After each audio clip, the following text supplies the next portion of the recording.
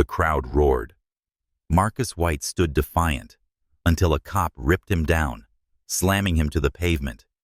Handcuffs bit into his wrists. "You're under arrest," Officer Brooks growled. But a week later, the man he arrested became his boss. And that was just the beginning. The moment Marcus hit the pavement, everything changed. The energy of the rally flipped from determined unity to crackling tension.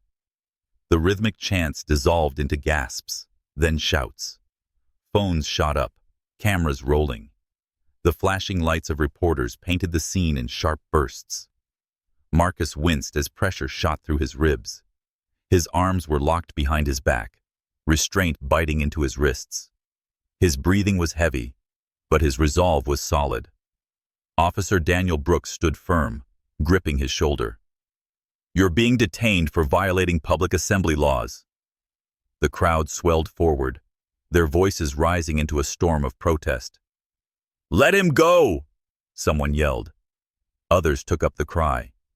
Marcus stayed still, his jaw tight, his gaze locked onto Daniel. He didn't resist. He didn't plead. He just stared. Daniel felt the weight of it. A challenge, a statement. This isn't over. Behind them, officers lined up, their presence meant to control, but the crowd wasn't backing down. Then, a shove. A ripple moved through the front line of protesters. Hands gripped shoulders, trying to hold people back. The tension in the air felt seconds from breaking. "You can't silence us!" a voice rang out. Marcus exhaled. His chest ached, but he barely noticed. This was bigger than him now.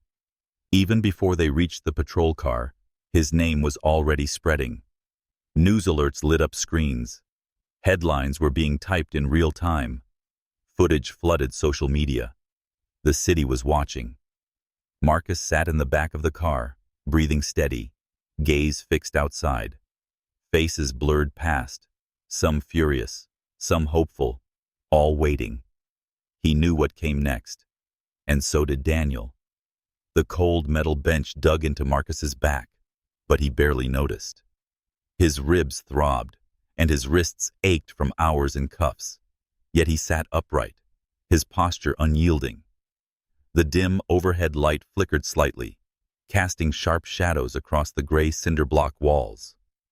The air smelled of sweat and disinfectant, stale, suffocating. Across the bars, Officer Daniel Brooks stood with arms crossed, his expression unreadable, but his stance rigid. His uniform, neat and pressed, contrasted against Marcus's wrinkled, sweat-stained shirt. "You really think you're some kind of hero, huh?" Daniel muttered, voice edged with something Marcus couldn't quite place. Contempt? Frustration? Or something closer to doubt? Marcus exhaled slowly, his face calm, despite the dull pain radiating through his body. He was tired, but not broken. He met Daniel's gaze with steady resolve. "No," he said, voice even. "But I think people like you are scared of change." Silence stretched between them. Daniel's jaw tightened, his fingers flexing at his sides. He could have snapped back, should have, but instead, he said nothing. Marcus had seen that look before. It was the look of a man standing on the edge of a realization he didn't want to face.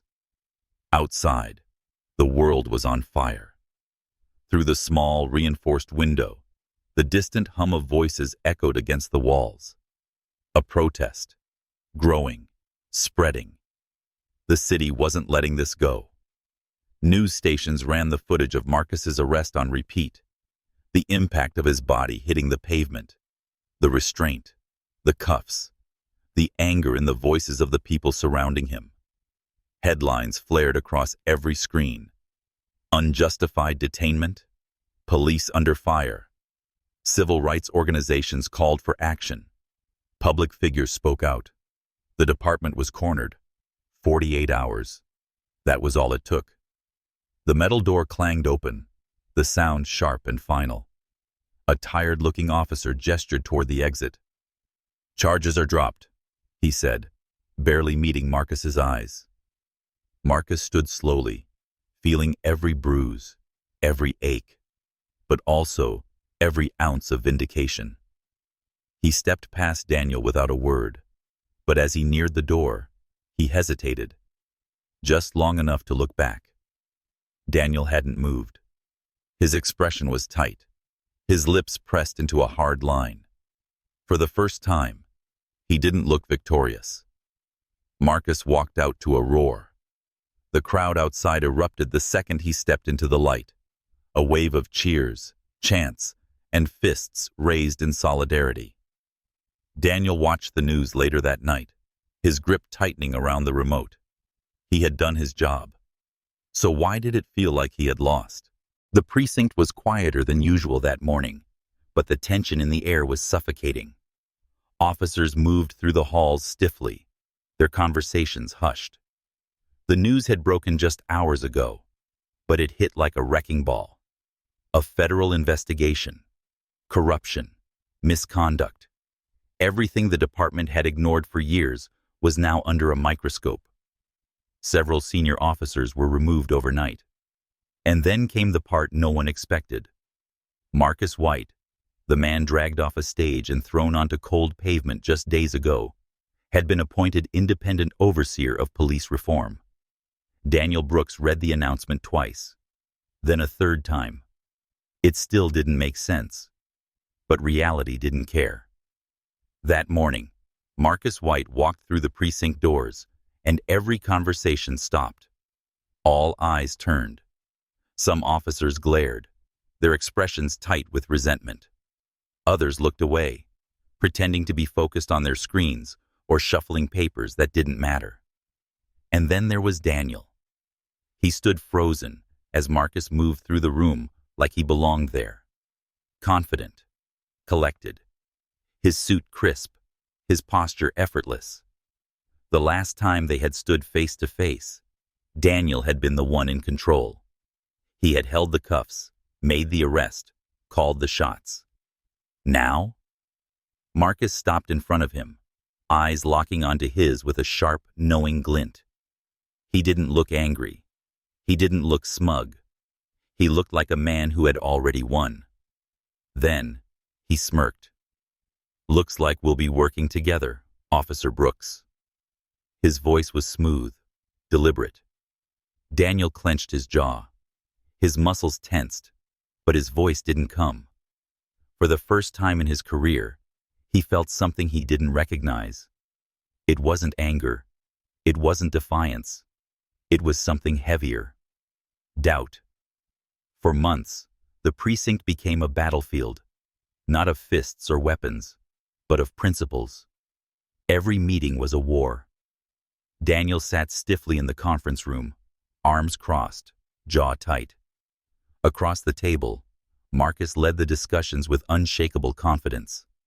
Accountability, systemic change, patterns of misconduct that had gone unchecked for years. Words Daniel had spent his whole career dismissing. "This is ridiculous," he muttered to his partner under his breath. "The streets are dangerous. You can't fix that with policies and PR stunts." His partner barely nodded. Most of the room looked the same, silent, skeptical, waiting for these reforms to run their course. But the changes didn't stop. Marcus kept pushing. Complaints that had been ignored for years were dug up and reviewed. Officers were forced to watch their own body cam footage, some for the first time.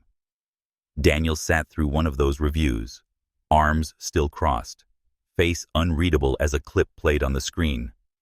An officer from his own precinct, stopping a man for no reason, escalating, pushing buttons, creating the exact kind of situation Daniel had spent his whole life blaming on bad neighborhoods. It wasn't what he had been trained to believe. He said nothing, but something in his chest tightened. Then came the night everything changed. It happened fast.